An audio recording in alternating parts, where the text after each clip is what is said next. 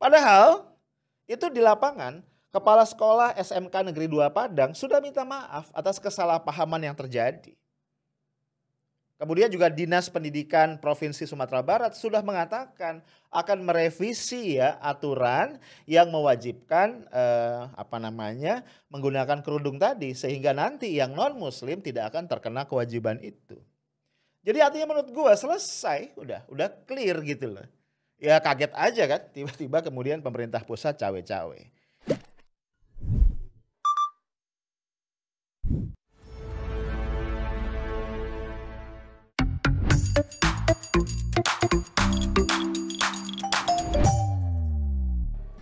Gelombang penolakan kebijakan pemerintah yang mengeluarkan aturan dalam Surat Keputusan Bersama atau SKB 3 Menteri yang isinya menyatakan bahwa pemerintah daerah maupun sekolah tidak diperbolehkan untuk mewajibkan atau melarang murid mengenakan seragam sekolah beratribut agama ditentang keras oleh Wali Kota Pariaman Genius Umar. Dirinya memastikan tidak akan mengikuti aturan tersebut meski akan mendapat sanksi mulai dari teguran hingga sanksi lain yang akan diberikan oleh pemerintah pusat. Genius juga menambahkan apabila kebijakan tersebut diterapkan, bagaimana dengan sekolah-sekolah agama yang ada, seperti SDIT atau yang lainnya.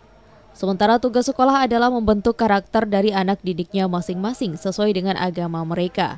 Hai guys, malam minggu nih 20 Februari 2021. Kita nongkrong lagi di Highlight ya, edisi malam minggu. Kita akan ngomong tentang apa nih? Tentang kegaduhan ya, yang kayaknya masih terus saja terjadi di negara kita. Dan kali ini kegaduhan yang berkaitan dengan SKB 3 Menteri, ya Mendikbud, Menteri Agama, Mendagri yang mengatur persoalan seragam sekolah. Ya. Nah, kita tahu bahwa ada satu wali kota di Sumatera Barat, yaitu Wali Kota Padang Pariaman, Pak Genius Umar, yang terang-terangan menolak SKB 3 Menteri tersebut diberlakukan di wilayah yang dia pimpin. Nah, ternyata penolakan Pak Genius Umar ini kemudian juga diikuti atau disambut oleh para tokoh-tokoh yang ada di ranah Minang. Nah, mereka pada tanggal 16 Februari hari Kamis kemarin itu berkumpul dalam rapat dengar pendapat di gedung DPRD untuk menuntut agar SKB 3 Menteri tadi direvisi. Kita lihat siapa saja yang hadir ya. Pertama ada anggota Komisi 1 DPR RI Gus Pardi Gaus, kemudian Ketua MUI Sumbar Buya Gus Rizal Gazahar, Ketua Lembaga Kerapatan Adat Alam Minangkabau Muhammad Sayuti Dato Rajo Panghulu, dari unsur Bondo Kanduang Sekretaris NU Sumatera Barat Sulaiman Tanjung, mantan Wali Kota Padang Fauzi Bahar, dari unsur Aisyah Muhammadiyah Dewan Pendidikan dan sejumlah ormas lainnya. Lengkap ya.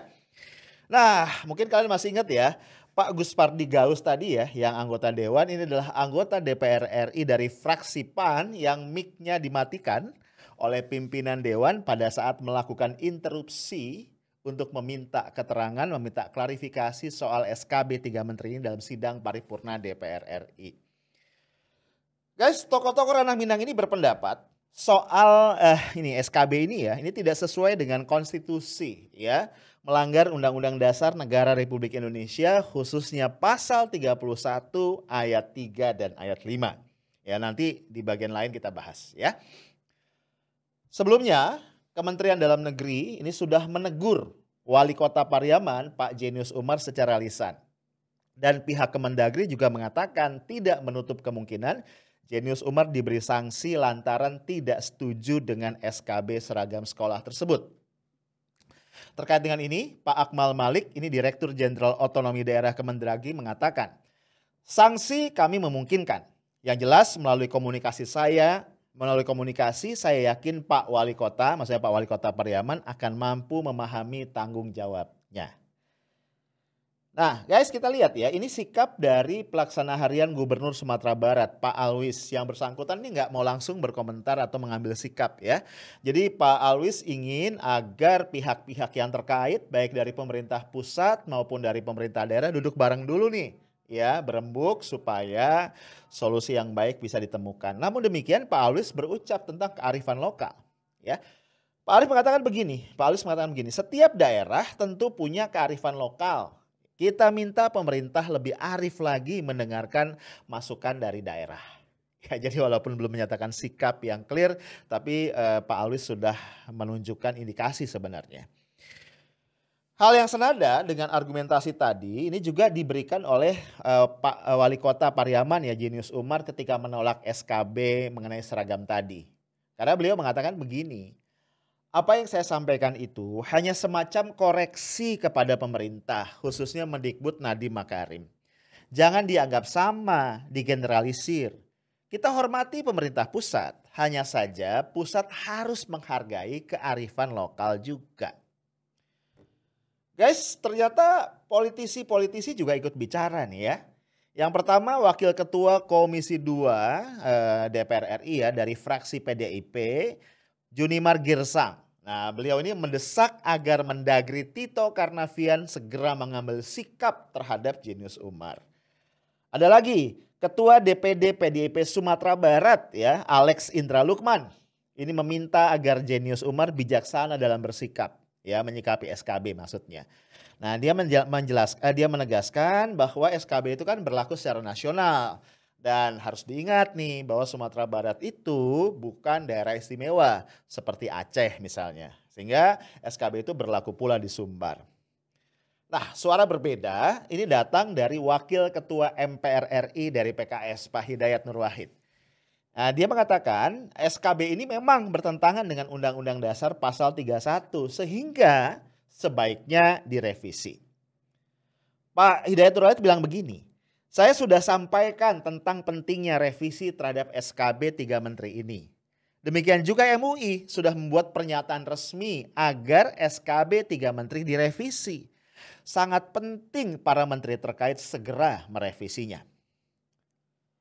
Guys, kegaduhan yang terkait dengan SKB 3 Menteri tadi ini sebenarnya sudah diduga oleh Koordinator Nasional Perhimpunan untuk Pendidikan dan Guru P2G, Satriawan Salim. Menurut Satriawan, ya, biang keroknya itu adalah poin ketiga dari SKB tersebut.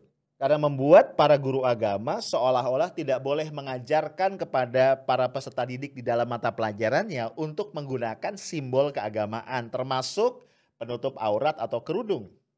Padahal penggunaan penutup aurat dan atribut keagamaan itu di dalam kurikulum pendidikan agama Islam menjadi kompetensi siswa yang harus dinilai. Nah, kemudian Pak Satriawan menegaskan begini, apalagi SD dan SMP. Itu kan dalam rangka penumbuhan karakter, akhlak baik. Mereka mengenal tentang kewajiban menutup aurat dan saya rasa ini menjadi tuntutan dan kewenangan para guru agama. Ketika ada SKB ini, para guru agama merasa resah. Ya, bisa dipahami sih ya. Guys, mari kita flashback sedikit. Dari mana sih segala kegaduhan ini berawal? Jelas ya, dari SKB 3 Menteri soal ketentuan seragam bagi siswa, guru dan tenaga kependidikan di sekolah-sekolah yang berada di bawah pemerintah daerah. Ya. Yang kemudian menimbulkan persoalan guys, itu memang terutama tadi poin 3. Yang intinya adalah Pemda dan sekolah tidak boleh mewajibkan, mensyaratkan ataupun mengimbau ya penggunaan seragam atau atribut dengan kekhasan agama tertentu. Ya. SKB ini guys dipicu oleh komplain orang tua seorang siswi non-muslim di SMK Negeri 2 Padang yang dia keberatan ketika putrinya, ini beragamanya non-Islam ya, itu diwajibkan untuk mengenakan kerudung. Banyak pihak itu menganggap respon pemerintah pusat yang tiba mengeluarkan SKB 3 Menteri ini sangat berlebihan, ya, dalam kurung lebay. Ya apalagi ya dalam menjelaskan konsideran SKB tadi, Pak Mendikbud Nadiem Makarim itu mengatakan ini berkaitan dengan intoleransi serta pelanggaran terhadap Pancasila dan prinsip kebinekaan. Apa coba? Ya kan? Ditariknya tuh jauh banget gitu. Fauzi Bahar, mantan wali kota Padang 2 periode yang mencetuskan pertama kali perda yang mewajibkan siswi berjilbab, menolak SKB tersebut. Menurut Pak Fauzi, ya, mewajibkan siswi berjilbab itu adalah bagian dari pembinaan ketakwaan sesuai ajaran agama masing-masing yang merupakan tujuan pendidikan. Hal ini ya didukung pula oleh Majelis Ulama Indonesia yang tegas-tegas meminta agar SKB tadi direvisi. Bahkan nih ya guys, Pak Fauzi Bahar nih menyerukan kepada para kepala daerah untuk ramai-ramai menolak SKB tersebut. Dahsyat ya. Nggak cuma sampai situ ya. Pak Fauzi Bahar juga sudah menggalang nih ya menyiapkan 300 orang pengacara. Ya, 300 bro. Untuk menuntut pemerintah pusat merevisi isi SKB yang bikin ribut ini. Guys, tadi udah kita bahas ya. Penolakan keras ini kan datang juga dari tadi Jenius Umar ya, wali kota Padang Pariaman, yang dia mengatakan SKB tersebut tidak berlaku di wilayahnya, dan yang seru nih dengan tegas pula Pak Jenius Umar mengatakan dia siap untuk menerima resiko apapun dari penolakan yang dia lakukan. Guys, nah ini dia beberapa catatan kritis yang gue mau sampaikan. Pertama ya, gue melihat nih pemerintah pusat nih kayaknya nggak punya sensitivitas, nggak peka, dan kemudian juga overreacted. Coba lu bayangin ya, ini ada masalah kecil nih, terjadi di satu sekolah, ya kan, di Padang. Yang sebenarnya menurut gue ini bisa diselesaikan di level sekolah. Kalaupun ditarik ya ke dinas pendidikan kota, ya paling jauh ke provinsi itu bisa selesai gitu ya. Ini malah ditarik ke pusat dan kemudian jadi komoditas politik, kemudian menimbulkan kegaduhan yang nggak penting. Ya kurting istilahnya, ya tahu kurting nggak sih? Kurang penting gitu loh. Ya. Padahal itu di lapangan Kepala Sekolah SMK Negeri 2 Padang sudah minta maaf atas kesalahpahaman yang terjadi.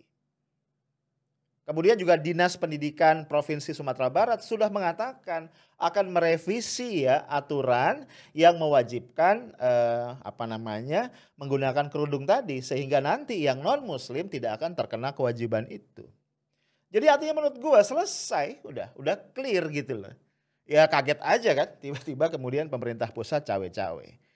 Nah, dampaknya apa? Ini gak kecil ya. SKB 3 menteri tadi semakin menguatkan citra pemerintahan Presiden Jokowi sebagai pemerintahan atau rejim yang Islam and Muslim unfriendly. Ya, yang tidak bersahabat terhadap Islam maupun umat Islam. Ini bahaya nih. Nah, tidak bisa disalahkan guys kalau kemudian publik mengait-ngaitkan. Misalnya dengan kencangnya stigma radikal ya yang dilekatkan pada kelompok-kelompok tertentu dari umat muslim gitu ya. Apalagi nih persekusi dan kriminalisasi terhadap ulama, pembubaran ormas Islam tanpa pengadilan, dan juga bahkan penembakan 6 laskar FPI ya, dan beberapa peristiwa lain yang selama ini terjadi. Nah, apalagi guys, diperparah lagi nih ya. Pemerintah pusat menurut gua sangat tidak bijak dalam merespon berbagai penolakan yang terjadi. Bukannya bersikap terbuka, rendah hati, bermusyawarah gitu ya. Ini pemerintah pusat ini malah pasang style kenceng ya dengan melempar ancaman. Ya lu bayangin aja. Mendikbud Nadiem Makarim mengatakan pemerintah akan bertindak tegas menggunakan berbagai instrumen sanksi bagi sekolah-sekolah yang melanggar SKB tersebut. Termasuk di dalamnya evaluasi ulang pemberian dana bantuan operasional sekolah atau dana BOS dan juga bantuan pemerintah yang lain. Menurut gua ya guys, pemerintah ini kayak apa ya? Benar-benar bermain api gitu loh. Karena membenturkan antara keyakinan ini dengan ancaman. Ya. Dan cara ini sangat manjur dalam meletupkan kemarahan. Makanya gue bilang bahaya. Itu yang pertama. Yang kedua, ya, ini pemerintah pusat, gue lihat nih memaksa ya bermain keras ya di area berbahaya, di area abu-abu yang bisa ditafsirkan ya berbenturan nih dengan konstitusi. Ini yang bikin ribut. Yuk kita lihat. Salah satu basis argumentasi dari pihak-pihak yang menolak SKB 3 Menteri ini adalah apa? Karena isinya dinilai bertentangan dengan Undang-Undang Dasar Negara Republik Indonesia pasal 31 ayat 3 dan ayat 5. Yuk kita lihat isinya apa. Ini pasal 31 ayat 3. Pemerintah mengusahakan dan menyelenggarakan satu sistem pendidikan nasional yang meningkatkan keimanan dan ketakwaan serta akhlak mulia dalam rangka mencerdaskan kehidupan bangsa yang diatur dengan undang-undang. Itu ayat 3 ya. Pasal 31 ayat 5. Pemerintah memajukan ilmu pengetahuan dan teknologi dengan menjunjung tinggi nilai-nilai agama dan persatuan bangsa untuk kemajuan peradaban serta kesejahteraan umat manusia. Nah, lu lihat tuh ya, dalam konstitusi itu rumusannya jelas. Bahwa peningkatan keimanan, ketakwaan, dan akhlak mulia itu menjadi tujuan yang paling esensial dari pendidikan nasional yang diselenggarakan pemerintah. Nah, di samping itu ya lu lihat juga itu stated ya, eksplisit loh, nggak implisit. Nilai-nilai agama itu diletakkan mendahului nilai-nilai yang lain. Ya, tadi kan kalimatnya adalah menjunjung tinggi nilai-nilai agama dan persatuan bangsa. Itu rumusannya. Nah, ini yang gue bilang tadi. Jadi pemerintah ini kayaknya ceroboh ya. Sekali ini pemerintah, bukan sekali ini ya, sering sih. Ini pemerintah ini ceroboh ya. Ceroboh. Sembrono lah lebih tepat begitu. Padahal menurut gue ya, kalau saja pemerintah pusat tuh mau lebih tenang ya, kemudian lebih rendah hati, itu solusi win-winnya tuh gampang. Kalau mau ya, kalau mau, kecuali kalau nggak mau ya. Ya fokus aja pada mencegah ya, pada upaya mencegah intoleransi beragama di sekolah. Ya, pada mencegah potensi itu, intoleransi beragama. Ya aturannya bisa dibuat begini. 1, sekolah dilarang mewajibkan, menyuruh atau mengimbau penggunaan pakaian seragam dengan kekhasan agama tertentu bagi siswa, guru, dan tenaga kependidikan yang beragama berbeda. 2, sekolah tidak boleh melarang penggunaan pakaian seragam dengan kekhasan agama tertentu bagi siswa, guru, dan tenaga kependidikan. Simpel kan? Jadi buat yang beragama berbeda nggak boleh diimbau apalagi dipaksa. Kemudian buat orang dengan agama tertentu nggak boleh dilarang. Selesai sudah. Gitu. Nah itu poin gue yang kedua. Catatan gue yang ketiga nih. Ini pemerintah nih terkesan salah fokus alias salfok. Ya, dan juga salah prioritas. Ya, jadi nyari urusan-urusan kecil yang nggak penting dan kemudian memicu kekisruhan yang besar gitu ya. Kenapa gue bilang begitu? Gini nih, dalam kondisi pandemi saat ini menurut gue secara keseluruhan fokus pemerintah itu harusnya cuma 2 aja. Yang pertama adalah mengendalikan penyebaran COVID-19. Jadi menangani aspek kesehatan ya dari pandemi COVID-19. Dan yang kedua mempercepat pemulihan ekonomi. Ya kita tahu ya ekonomi kita sangat terdampak ya. Walaupun sebelum COVID pun sebenarnya udah berantakan juga sih ya. Nah itu fokusnya 2 itu aja. Menangani COVID-nya, menangani ekonomi. Udah gak usah nambahin urusan. Emang pemerintah sehebat itu apa? Gitu ya nambahin urusan yang lain. Nah secara khusus kalau kita bicara Kementerian Pendidikan dan Kebudayaan yang dipimpin oleh Nadiem Makarim, ini fokusnya apa? Terus membenahi sistem dan mekanisme pembelajaran jarak jauh. Gitu loh. Agar kualitas hasil belajar siswa itu tidak terlalu merosot ya. Ini kan udah bukan rahasia umum. Guru-guru bingung, orang tua pusing, siswa juga sakit kepala gitu ya. Karena ternyata implementasi pembelajaran jarak jauh itu sulit ya. Ya lu ngerasain sendiri gak sih? Ya yang punya adik, yang punya ponakan, punya anak itu satu rumah dibuat pusing kan ya gara-gara belajar online. Belum lagi masih banyak ya masalah-masalah lain. Misalnya ya kita tahu ada isu plagiasi di perguruan tinggi. Ya bahkan orang yang melakukan plagiasi itu bisa menjadi rektor. Itu kan persoalan gitu ya. Belum lagi ada isu yang berkaitan dengan pemberian doktor honoris causa. Yang itu kayaknya jor-joran sehingga ditengarai tanda kutip ya ada transaksi di balik itu. Ini persoalan-persoalan serius yang merupakan ranah dari Mendikbud. Gitu ya. Ngapain ngurusin jilbab? Kan kurang kerjaan. Nah jadi guys menurut gua ini sangat aneh dan absurd ya. Kalau dalam kondisi yang berat ini, pemerintah pusat itu malah ngurusin hal-hal yang nggak penting, mengada-ngadakan masalah yang nggak ada gitu ya, bahkan memantik konflik yang nggak perlu. Nah, tapi gue jadi mikir ya, atau apakah kegaduhan ini sengaja diciptakan? Karena ada target lain yang ingin ditembak, atau ada kasus besar yang ingin disembunyikan. Awah gelap. Itu aja guys dari gua. Saya tahu smart and professional. Assalamualaikum warahmatullahi wabarakatuh.